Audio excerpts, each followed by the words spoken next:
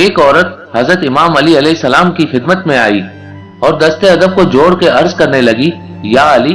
میرا شوہر مجھ پہ ایسے حکم چلاتا ہے جیسے کہ میں اس کی کنیز ہوں، کیا اللہ نے عورت کو غلام بنایا ہے؟ بس! جیسے ہی یہ پوچھا گیا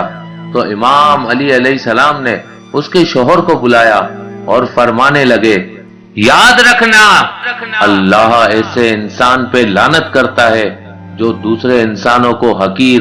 کمزور اور غلام سمجھتے ہیں۔ اے شخص، اللہ نے شوہر اور بیوی کے رشتے کو ایک دوسرے کے لیے دکھ اور سکھ کا ساتھی بنایا تاکہ وہ ساتھ زندگی گزار کے آنے والی اولاد کو اچھی پرورش دے سکے، لیکن افسوس وہ مرد جو اپنی عورتوں کو غلام سمجھتے ہیں، ان پہ غضبناک ہوتے ہیں، ظلم کرتے ہیں، تو اس کا اثر ان کی اولاد پہ ظاہر ہوتا ہے، اور یوں ان کی اولاد تذلیل، رسوائی، ناکامی اور شکست کا سامنا کرتی ہے۔ اے شخص، اگر اپنی اولاد کو باکردار اور کامیاب دیکھنا چاہتے ہو تو اپنی بیوی کو عزت،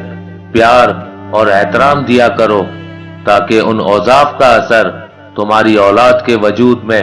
ابھرنے لگے